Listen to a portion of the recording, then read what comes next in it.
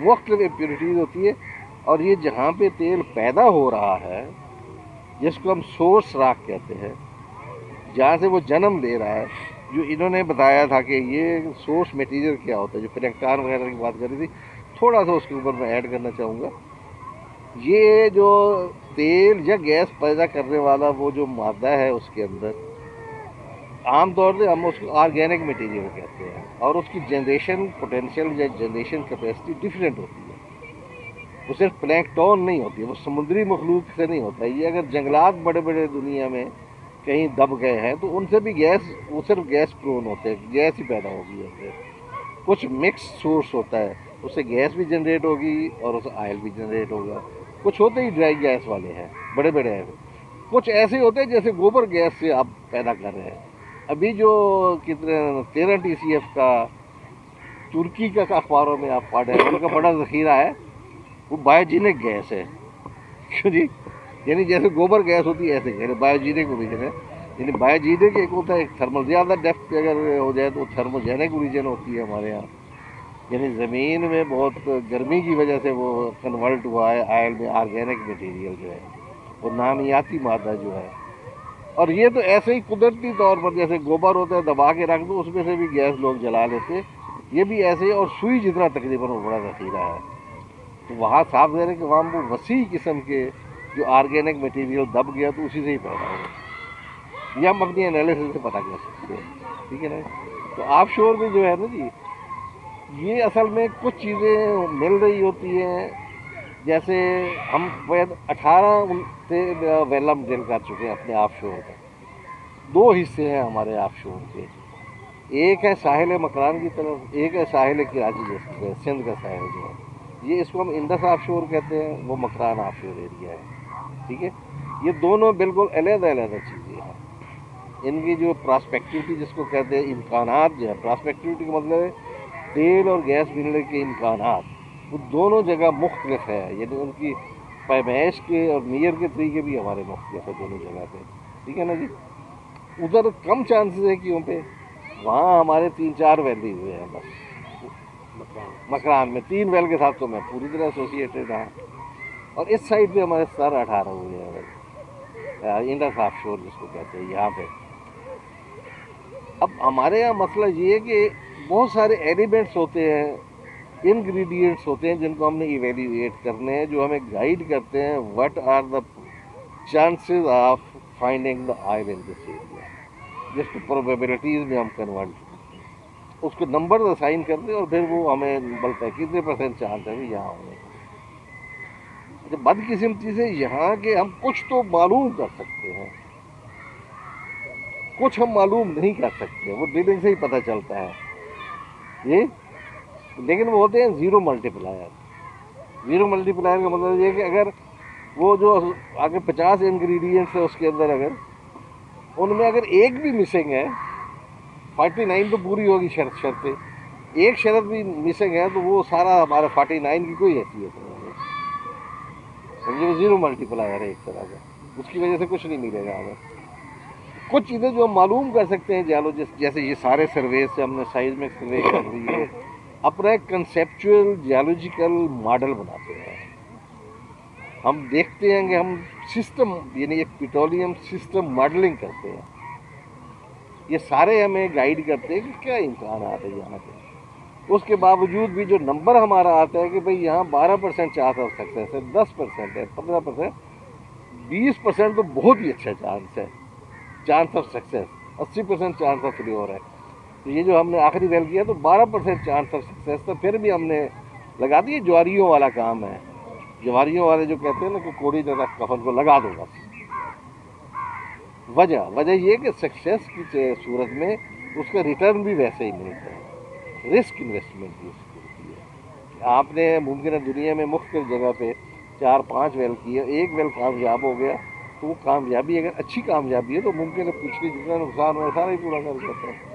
तो risk investment है, इसलिए उसकी कीमतें भी वैसे ही होती है। डॉलर उसी के हिसाब से ही आपको पता है उसकी वैल्यू होती है तेल की। तो ये बात है। तो हम 12% चांस ऑफ सक्सेस के हुए चले जाते हैं, उसमें कर लेते हैं फिर। तो ज़ीरो मल्टीप्लायर है तो हमें कुछ मिले ना मिले, ये बात की बात है। इसी को लोग किस्मत कहते हैं, या हमारा जो महदूद इल्म है जिसमें हम सारी चीज़ों को कैप्चर नहीं कर सकते हैं, उसकी वजह से होते हैं। जो मालूम करते हैं हमें उसी पे बहुत खुशी होती है। ये चीज़ें तो हमने मालूम कर ली ना, और यही मालूम कर सकते हैं। इसके अलावा हमारे पास फ़िलहाल तो हमारा इस एरिए के मुतल्लिक इल्म है, या ये दुनिया का हमारे पास इल्म है, तेल और गैस दरियाफ्त करने के इल्म है, वो इससे ज़्यादा हमें अभी अलाउ ही नहीं करते कि हम मालूम कर सकें। तो हम उस पर चले जाते हैं, हम फिर भी ड्रिल कर लेते हैं, नतीजा उसका जो भी है। कितने पे कर लेते हैं, कितनी प्रोबेबिलिटी पे? सर 10 से 20%। अच्छा, 10 से 20। 8% पे भी लोग ड्रिल कर रहे हैं, समझे। ये 10 से 20% जो है जो आप बता रहे हैं, ये अब जिस तरह सऊदी टेरेन है या वेनेजुएला है या फिर ये यहाँ पे जी आप पाकिस्तान है, अब ये टेरेन तो डिफरेंट है, अब प्रोबेबिलिटी वहाँ पे भी यही रहती है या? नहीं, ये तो आपको प्रोबेबिलिटी साफ ज़ाहिर है कि जितना आपके पास इंफॉर्मेशन ज़्यादा होगी उतनी आपकी प्रोबेबिलिटी, प्रिडिक्टेबिलिटी बेहतर होगी। ठीक, एक होती है एरिया की हिस्ट्री जो आप बात कर रहे हैं। मसलन यहाँ पहले ही 5 जगहों पे मैं डिस्कवरीज कर चुका हूँ, और उसके थोड़ा सा साइड पे इधर उधर मैं एक वेल ड्रिल कर रहा हूँ, तो साथ 50-60% प्रोबेबिलिटी ज़्यादा होगी वहाँ पे, क्योंकि वो हैबिटेट जो है वो जिसको कहते हैं ना ऑयल हैबिटेट में या गैस हैबिटेट में है। हमने अगर उस एरिए में कर रहे हैं तो उसमें ज़्यादा प्रोबेबिलिटी होगी। लेकिन अगर जो बहुत ही फ्रंटियर एरिया है, वाइल्ड कैट वेल जिसको कहते हैं, जहाँ पे हमारे पास इंफॉर्मेशन भी नहीं होगी, वहाँ बहुत कम होगी प्रोबेबिलिटी, जहाँ डिस्कवरी नहीं है। 10, 12, 20 असल में होता ये कि ये डिफरेंट बेसन्स बने हुए होते हैं। हाँ, पूरे पाकिस्तान के अंदर हम डिवाइड कर सकते हैं जी, अपर इंडस बेसन है जो हमारी ज़ुबान में, लोअर इंडस बेसन है, सेंट्रल इंडस बेसन है, और उसके अंदर फिर सब बेसन है। ठीक है, अब ये एक बेसन अगर डिस्कवर हो गया है ना, तो उसका अपना एक डायनामिक्स फिर शुरू हो जाती है। एक डिस्कवर हो गया, जैसे कि आप मछलियाँ पकड़ने जाते हैं, बड़ी बड़ी मछलियाँ तो पहले ही आपके हाथ लग जाती है, उसको क्रीमिंग कर्व कहते हैं, कि आपने वो पहले मक्खन तो सारा समेट लिया। ऑब्वियस किस्म की जब आप सर्वे वगैरह करते हैं, अपना मॉडल तैयार करते हैं, ऑब्वियस इस किस्म की चीज़ें बड़ी बड़ी पहले ही नज़र आ जाती है। ये जैसे ज़मीन के वो जो हम्प कह रहे थे, ये ज़मीन के कुब कह रहे थे निकले हुए होते हैं, वो तो पहले ही बड़े बड़े जो है, जैसे सुई जो है स्ट्रक्चर है वो 9/18 माइल्स की स्ट्रक्चर है, या और ऐसी स्ट्रक्चर है जो उनको मतलब कहते हैं you can see it from the moon, चांद से भी नज़र आती है। तो वो तो आप पहले ड्रिल कर लेंगे ना उनको। अगर वो ड्रिल होगी तो उसके बाद छोटी छोटी और भी बड़ी होंगी, वो भी आप ड्रिल कर लेते हैं जल्दी जल्दी, वो क्रीमिंग कर्व पहले ही समेट लेते हैं। लेकिन जिस एरिया में जैसे सुई में 70 साल हो गए उसको डिस्कवरी को, 70 साल से ज़्यादा जी, 53 में हुई थी डिस्कवरी को, तो वहाँ से इर्द गिर्द के जितने एरियाज है वहाँ भी हमने डिस्कवरी कर ली, जो नहीं मिलता था निकाल लिया। उसमें बहुत ज़्यादा इर्द गिर्द नाकाम वेल भी कर ली। क्रीमिंग कर्व हम पहले समेट लेते, बाद में फिर छोटी छोटी डिस्कवरी होती है। फिर ये जो हमारा नफ़े नुकसान का मामला है, तो एक पर्टिकुलर एरिया है कि यहाँ हमने ये मेरा बेसन है इतने एरिए में, इसके सेंट्रल एरिया में मैंने इसको कर लिया भाई, इस एरिया के अंदर तेल और गैस है, लेकिन इसके सेंट्रल एरिया से मैं आहिस्ता आहिस्ता बाहर जाऊँगा, उसकी पेरिफ्रीज में बाहर आहिस्ता आहिस्ता जाऊँगा, यानी हेजिटेंटली जाऊँगा, जिसको हम स्टेप आउट कहते हैं। हम स्टेप आउट आहिस्ता आहिस्ता करेंगे, ठीक है ना, क्योंकि हमारा इकोनॉमिक रिस्क इन्वॉल्व होता है ना उसमें। ये आजकल जो आप डिस्कवरीज होती है, वो जो पुरानी डिस्कवरीज है उसी में हम स्टेप आउट कर रहे होते हैं। अभी जैसे मच के करीब जाके डिस्कवरी होगी मेरी भाई, 2 डिस्कवरी, एक मारी गैस की, एक मेरी पेरेंट कंपनी जो है PPL की, उनकी डिस्कवरी हुई। उसमें हमने कोई नई दरियाफ्त नहीं की है, हम वो आहिस्ता आहिस्ता बाहर निकल रहे हैं। तो जहाँ हम समझते थे यार it's too risky to go beyond this limit, this line, ये लाइन है, रेड लाइन है, आगे हमारे फेल्योर के चांसेस ज़्यादा हो रहे, उधर नहीं जाओ यार। लेकिन आपने कर लिया कोई इधर, तो आपने सारा छलने की तरह छान लिया उसको, आगे नहीं जा रहे, आपने बाहर निकल के एक वेल किया, वो भी कामयाब हो गया। तो just increase the limit of your area, जो हमारा प्रस्पेक्टिव एरिया को हम बढ़ा रहे होते हैं उसमें, ठीक है ना जी। और वो कोई इतनी बड़ी नहीं होती है डिस्कवरी, बल्कि ये अच्छी। जो आप शोर की थी ये वाली, उसमें जब ड्रिलिंग कर ली और उसमें जो सैंपल निकल आए, उसमें क्या ये था कि हमारे जो खैर पॉलिटिकल एस्पेक्ट को छोड़ के उसको विद होल्ड, क्योंकि इतनी बड़ी इन्वेस्टमेंट भी हो जाती है, तो क्या उनका वॉल्यूम कम था जो? नहीं, उसमें there was nothing at all, nothing at all. पानी था। नहीं आया है, मैं इतने इस्लामाबाद में अच्छा ये वो यानी OGDC के पास, ये मेरे पास रिपोर्ट आ रही थी, वो कॉन्फिडेंशियल रिपोर्ट है सोगार्ड जो होती है, और लाग जो होते हैं वो रियल टाइम में मेरे पास आ गए थे। ये स्पेशलिस्ट लागिंग के है, तो मेरे पास सारे लाग आ गए थे, मेरे पास अवेलेबल भी है, ये देख सकते हैं। एवं ही एक बबल सा आया था टॉप पे बस, ये वो अरे नब्बा है जो इससे पहले वेल किया था, सिमिलर यानी चीज़ थी अपने दिल की। इसी तरह के एक प्रॉस्पेक्ट जिसको हम कहते हैं वो डिल किया था शेल ने, समझे, फर्दर वेस्ट की तरफ, थोड़ा वेस्ट की तरफ, वहाँ से तो ये एक आध बबल जो ऊपर से निकला ये भी नहीं था। अच्छा ये बताइए कि ये जो ज़मीनी हाँ। ज़खायर होगा ना, क्या हम कुदरती दूसरे पौधों वगैरह से या दरख्तों से भी डीजल ले सकते हैं? क्योंकि एक डॉक्टर साहब थे ज़फ़र अल्ताफ़ साहब, नहीं उनका दावा था कि मैंने ऐसे पौधे दरियाफ्त किए जिससे हम डीजल बना सकते हैं, तो सऊदीया नाराज़ हो रहा था इस वजह से। नहीं, वो जो मैं इसका जवाब दे देता हूँ। इसका जवाब ये देते हैं, इसको बायोडीजल कहते हैं। हम बायोडीजल वो चलाते भी रहे हैं, दुनिया में चलता भी है, बल्कि बायोडीजल बायोटेक्नोलॉजी है, बन रहा है, और हॉलैंड में इसका काफ़ी इस्तेमाल है। वो तो मकई से बन जाता है, मकई से, गन्ने से, वो अल्कोहलिक साइकिल अल्कोहल से अल्कोहल भी है, वो बनती है एथेनॉल, ये एथेनॉल, लेकिन ये बायोडीजल है हाँ। जो मकई से बनता इसके है। बड़े चेन होते हैं फिर इसका इसके अलावा भी इसका एक सोर्स है। हाँ जी, ये हाइड्रोकार्बन है ना। नहीं तो ये तो बहुत बड़े चेन हो गए ना वो तो। जिस हम जो कह रहे हैं ये हमारा जी पेट्रोलियम जो है, चाहे वो उसको गैस कहे चाहे आयल कहे, और इसके बहुत बड़ा ये हाइड्रोकार्बन है हमारे लिए, पेट्रोलियम है सारा ही। सिंपलेस्ट जो है वो ड्राई गैस हमारा, सिंपलेस्ट हाइड्रोकार्बन मीथेन है, ठीक है ना।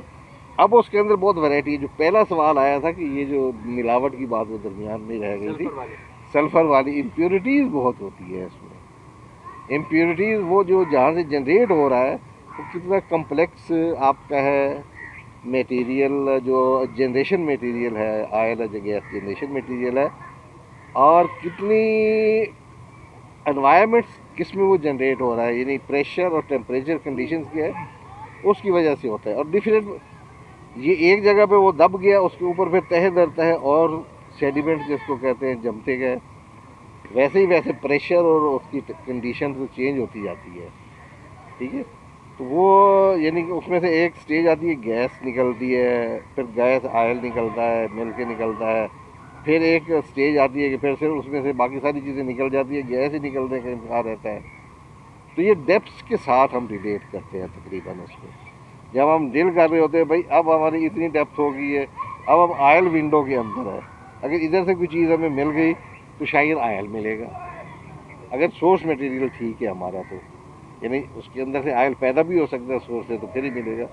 और अब हम नीचे जा रहे हैं तो भाई अब तो आयल विंडो क्रॉस करके अब मिलेगा तो हमें गैस ही मिलेगी, गैस विंडो में हम दाखिल देख, तो उसके अंदर से वो फिर इम्प्योरिटीज़ हमें तो इस्तेमाल के लिए खालिस गैस चाहिए, ये थोड़ी बहुत मिलावट हम बर्दाश्त कर लेते हैं, हमारी सेहत को कुछ नहीं कहता है।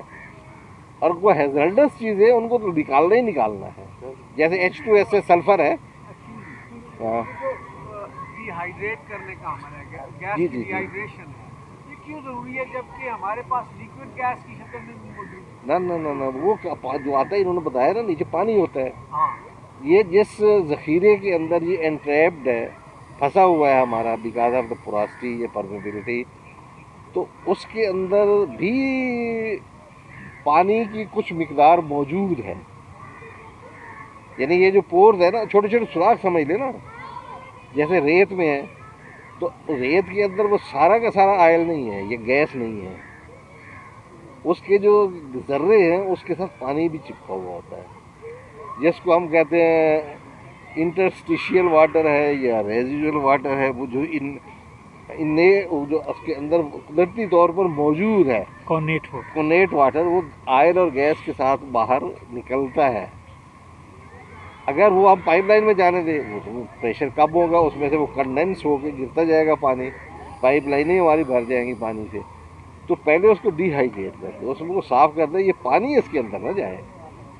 हमने तो पूरे मुल्क में पहुंचाना है ना, हमने कराची तक पहुंचाना है गैस को, हम वो उसको उसमें से ये चीज़ें निकाल देते हैं। हम उसमें से अगर कोई आयल होता है ना कंडेंसेट की सूरत में, यानी लिक्विड जितनी है हम कोशिश करते हैं इससे निकल जाए, लिक्विड वैसे ही हम रिफाइनरी को दे देते हैं, तो लिक्विड ड्रॉप आउट को भी हम इजाज़त नहीं देते, उसे ड्राई गैस ही, हमने गैस भेजनी है पाइपलाइन से तो गैस ही होगी। बाकी उसकी सूरतें जो वो एलपीजी की सूरत में है, वो जो हैवी उसके हाइड्रोकार्बन होते हैं वो अलहदा सिलेंडरों में भर देते हैं। ये तो सीएनजी है, जो कि वो ड्राई गैस जो है उसको आपने यानी लिक्विड कर लिया, लिक्विफाई कर लिया। एलएनजी का मतलब भी है लिक्विफाइड नेचुरल गैस।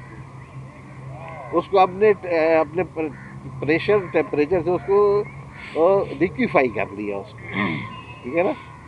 उसमें पानी, लिक्विड का मतलब पानी नहीं है, दूसरे लिक्विड है जी।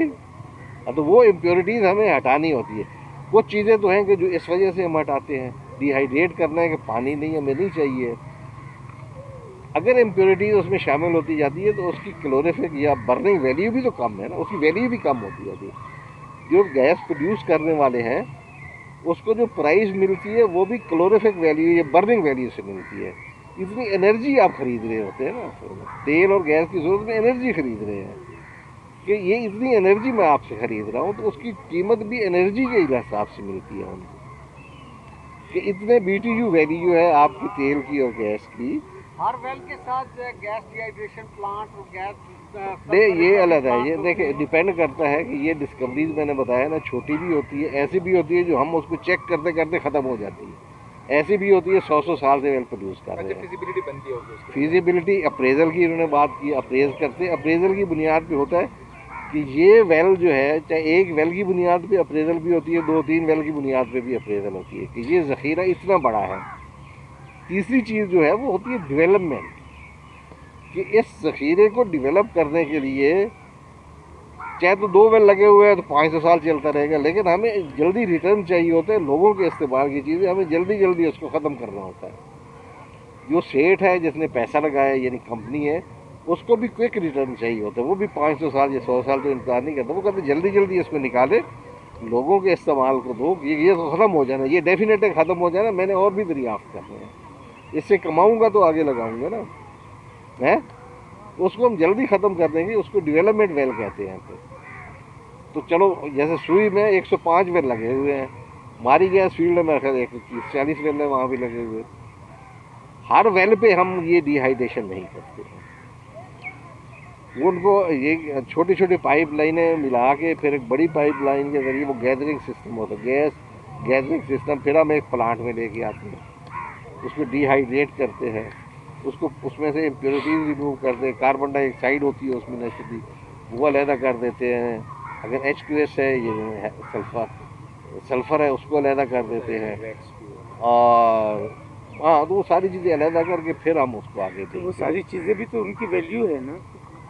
कुछ चीज़ों वैल्यूएबल है, कुछ चीज़ें नहीं है, कुछ चीज़ों को रिमूव करना ज़रूरी है, वो कमर्शियल वैल्यू उनकी नहीं बनती है। अगर इतनी हाइड्रोजन सल्फाइड है उसके अंदर कि आप उसे सल्फ़र एक्सट्रैक्ट कर सकते हैं, जैसे कि म्याल में या आपके ये दखनी वगैरह में सल्फ़र प्लांट लगे हुए हैं, सुई में ये सूख के है, वहाँ H2S, वहाँ हमें हर वक्त माहौल में बदबू आती रहती है H2S की, लेकिन उसके लिए प्लांट कभी नहीं लगाया हमने, क्योंकि उसकी न्यूसेंस जो है जो बदबू आती है, लेकिन उसकी कोई इसके अलावा भी है कि हैज़र्डस वैल्यू कोई नहीं। कई दफ़ा स्टडीज़ करवाई हैं उस पर, नहीं, उसकी हैज़र्डस वैल्यू है। सुना है कि हैज़र्डस यही कहते हैं कि वाल साढ़े चिट्टे हो जाते हैं जल्दी से। नहीं, मेरे लिए थी, इसलिए कि मैं जब वहाँ काम करता था तो हमारा जो इक्विपमेंट था उसके अंदर बहुत, हाँ, उसके अंदर बहुत ज़्यादा इलेक्ट्रॉनिक्स थी, और इलेक्ट्रॉनिक्स में बहुत से ज़्यादा गोल्ड प्लेटिंग थी, और उसको भी जंग लग जाती, उसको भी वो करोड करती, H2S। और कुछ अर्से के बाद हमें बड़े सीरियस मसले आने शुरू हो जाते थे अपने इक्विपमेंट पे। अब तो वैसे ही फील्ड ख़त्म होने वाला है, इसलिए वो कहाँ लगाया नहीं है, क्योंकि ह्यूमन लाइफ को इतना थ्रेट नहीं था उसकी वजह से। ये जो थर, आप कुछ कहना चाहते हैं? थर जो अभी हमारा एक था कि बहुत बड़ा पोटेंशियल पॉलिटिकली जो बहुत, किसका? थर कोल, अभी थर कोल का अलग बिजनेस है। अच्छा जी, आप बिजनेस अलग है, वो हमारे सब्जेक्ट में इतना आता नहीं है, लेकिन वो ये हमारा नॉन पोटेंशियल है पहले ही। प्रोबेबली मुझे जो सबसे पहले बताया 92 वगैरह में दरियाफ्त हुआ था फातमी ने, और उसने किया था। फातमी ने, ये जियोलॉजिस्ट थे हमारे, 92 वगैरह में हमारे इल्म में थी ये चीज़ें कि इतना बड़ा ज़ख़ीरा है, और मैं उस बात में खुश भी होता था कि चलो ठीक है जी, ये हमारी एनर्जी की रिक्वायरमेंट पूरी करेगा। अच्छा। लेकिन वो उसके साथ प्रॉब्लम है उसकी डेवलपमेंट के। एक तो पॉलिटिकल विल चाहिए होती है, पैसा चाहिए होता है, समझे, और हमारे अगर आप प्रायोरिटीज़ पे रखें तो फिर ही होता है। तो मैं उनको कहता था उसको प्रायोरिटी पे रख के दिया जा सकता है।